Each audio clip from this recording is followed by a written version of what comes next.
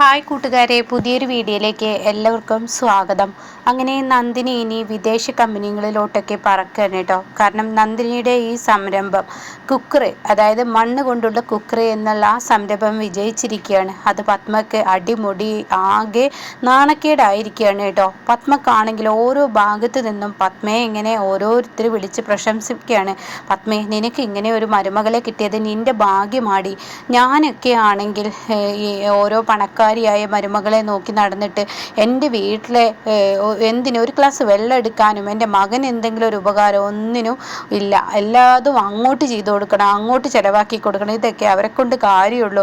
എപ്പോഴും ഇങ്ങനെയുള്ള തറവാട്ടിൽ നിന്ന് ഇങ്ങനെ ഒരു വേലക്കാരിയെ, അതായത് നിന്റെ വീട്ടിൽ വേലക്ക് വന്ന ഒരു പെൺകുട്ടിയാണല്ലോ എൻ്റെ മകൻ കല്യാണം കഴിച്ചത്. പക്ഷെ ഇന്ന് ആ പെൺകുട്ടി കാരണം നിങ്ങൾക്ക് എന്തെല്ലാം നേട്ടങ്ങൾ എന്ന് പറയുമ്പോൾ ഫോൺ അങ്ങ് കട്ട് ചെയ്യൂ കേട്ടോ. പത്മക്കത് കേൾക്കാൻ ഒട്ടും തന്നെ ഇഷ്ടപ്പെടുന്നില്ല.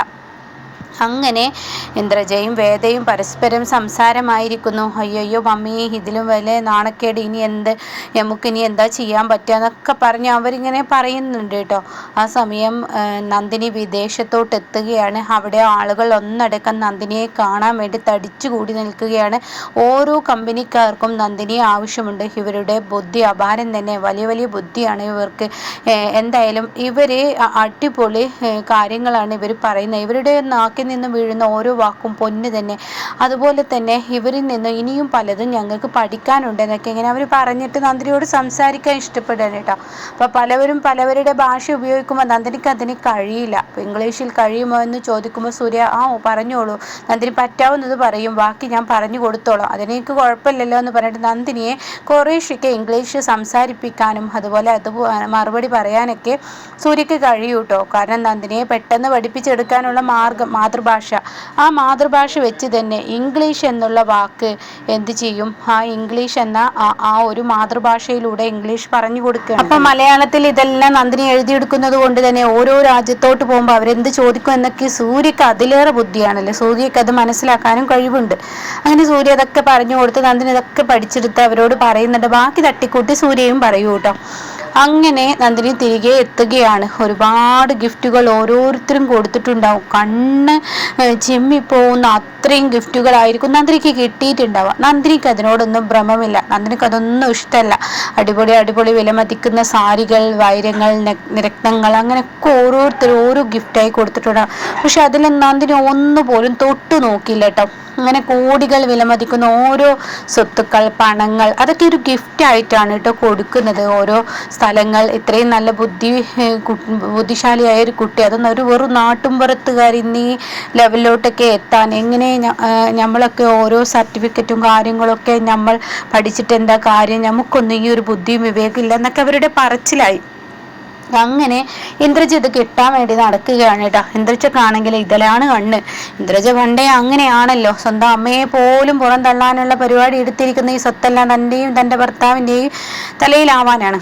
അങ്ങനെ ഇന്ദ്രജ ഇത് കണ്ണു വെച്ചിരിക്കുകയാണ്. അപ്പൊ ഇന്ദ്രജ നന്ദിനിയോട് വന്ന് ചോദിക്കുകയാണ്, നന്ദിനി, നീ എന്തൊന്നും ഉടുക്കാത്തത്? എനിക്ക് ഇത്രയും വലിയ സമ്മാനങ്ങളൊക്കെ കിട്ടുമ്പോൾ നീ അതൊക്കെ ഉടുക്കണ്ടേ, അതൊക്കെ ഇടണ്ടേ എന്നൊക്കെ ചോദ്യവും പറച്ചിലായിരുന്നു. നല്ല മാലകൾ, വളകൾ, അതുപോലെ വാച്ച്, അങ്ങനെ പലതും കൊടുക്കുന്നുണ്ട്. പക്ഷെ അതൊന്നും നന്ദിനി ഉപയോഗിക്കത്തില്ല. ആ നാട്ടും പുറത്തുകാരിയെ നാടൻ രീതിയിൽ തന്നെ നന്ദിനി നടക്കത്തുള്ളൂ. എത്ര സൗഭാഗ്യങ്ങളും വന്നാലും ദൈവത്തെ മറക്കാൻ പാടില്ലെന്ന് എൻ്റെ അച്ഛമ്മ എപ്പോഴും പറയും. അപ്പോൾ അതുകൊണ്ട് എനിക്ക് ഈ രീതിയിൽ നടക്കാൻ ഇഷ്ടം. ഇതൊക്കെ എൻ്റെ ദേഹത്തിടുമ്പോൾ എന്തോ ഒരു ബുദ്ധിമുട്ട്. സൂര്യ പറയും, നീ അത് ഇട്ടോ. അപ്പോൾ എനിക്ക് വേണ്ട സൂര്യ സാറിന് ഇങ്ങനെ എനിക്കും അത്ര ഒന്നും ഇഷ്ടമല്ല, വലിയ ആഭരണങ്ങളും ഇതൊക്കെ ഇട്ട് നടക്കുന്നത് എനിക്കും അത്ര യോജിപ്പില്ല എന്ന് പറയുന്നു. അങ്ങനെ ഇന്ദ്രജിത്ത് പതുക്കെ നന്ദിനിയിൽ നിന്ന് ഓരോന്നായി പിടിച്ചെടുക്കുകയാണ്. അപ്പോൾ ഇത് കൊടുക്കുന്നുണ്ട് നന്ദിനിക്ക് വേണ്ടാത്ത ഒരു കാര്യമായതുകൊണ്ട് തന്നെ നന്ദിനി അത് കൊടുക്കുകയാണ്, അത് കൈക്കലാക്കുകയാണ്. ആരും അറിയാതെ പതിയെ തൻ്റെ ആ ഒരു അലമാറയിൽ കൊണ്ടുവെക്കുകയാണ് കേട്ടോ.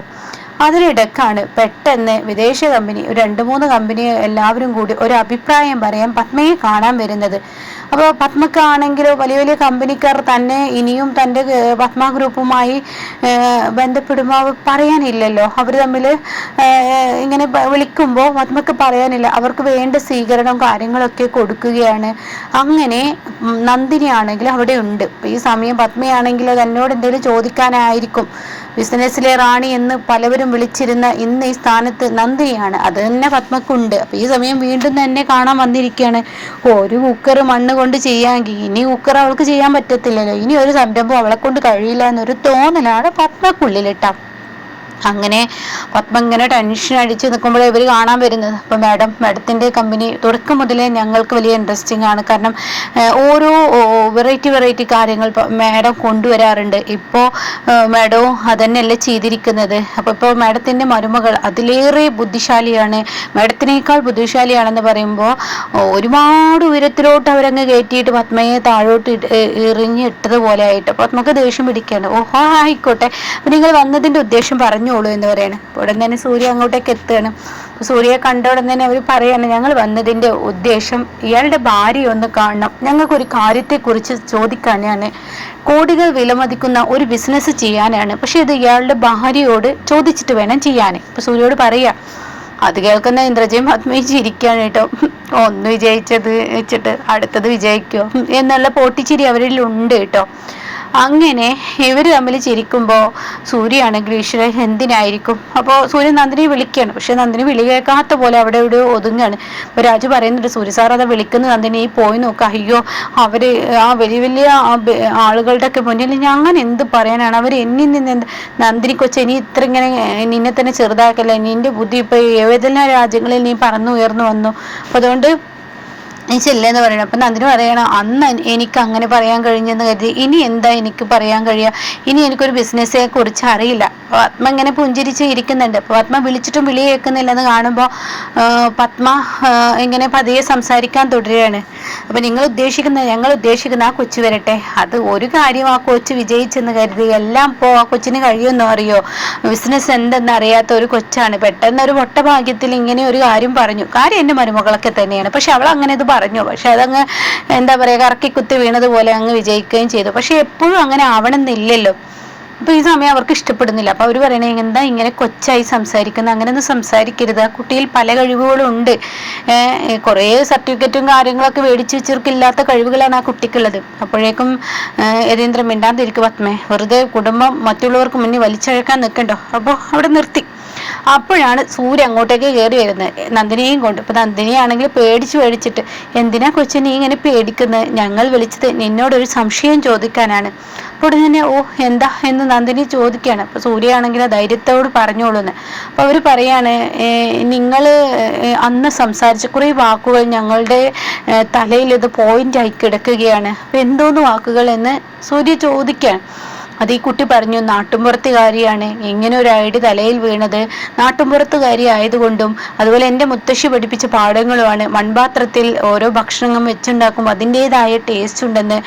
ഇപ്പോൾ ഞങ്ങൾ വന്നിരിക്കുന്നത് പത്മ ഗ്രൂപ്പിന് ഇനി ഫുഡ് ഐറ്റംസ് എന്തെങ്കിലും ചെയ്താലോ എന്ന് പറയാണ്. അപ്പോൾ ഉടൻ തന്നെ പത്മ പറയണു, അതിനെന്താ, എത്രയോ കാലങ്ങളായി എൻ്റെ മനസ്സിൽ കൊണ്ടു നടക്കുന്ന ഒരാഗ്രഹമാണ്, പക്ഷെ അത് എത്രത്തോളം സക്സസ് ആവുമെന്ന് എനിക്കറിയില്ല. ഫുഡൊക്കെ അല്ലേ, ചിലപ്പോൾ അത് വിജയിച്ചു, ചിലപ്പോൾ അത് വേസ്റ്റ് ആവും, കളയേണ്ടി വരും.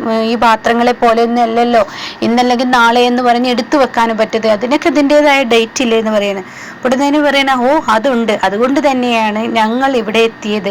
ഈ നിൽക്കുന്ന കുട്ടി എന്തെങ്കിലും ഒരു രുചിക്കൂട്ട്, അതായത് ഭക്ഷണത്തിൻ്റെ രുചിക്കൂട്ടുകൾ ഈ നിൽക്കുന്ന കുട്ടി പറഞ്ഞു തരികയാണെങ്കിൽ, അതിൻ്റെതായ ലെവലിൽ ഉണ്ടാക്കുകയാണെങ്കിൽ തീർച്ചയായും ആ ഫുഡിൻ്റെ കമ്പനി വിജയിക്കും എന്ന് പറയുന്നത് കേട്ടോ.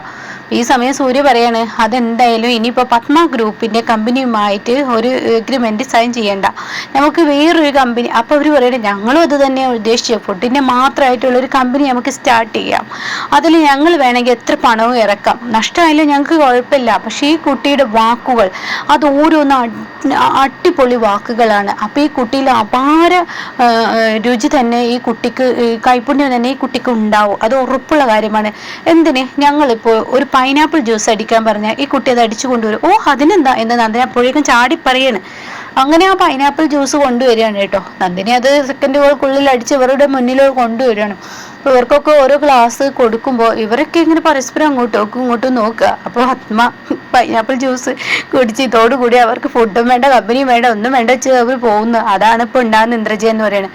നമുക്ക് എന്തായാലും കുടിച്ച് നോക്കാം മമ്മി എന്ന് പറഞ്ഞാൽ അതിലൊരു ഗ്ലാസ് അവർ കൊടുക്കുകയാണ്. കുടിച്ചതേ അവർക്ക് ഓർമ്മയുള്ളൂ. എന്തൊരു ടേസ്റ്റ്! പൈനാപ്പിൾ ജ്യൂസിന് ഇത്ര ടേസ്റ്റോ?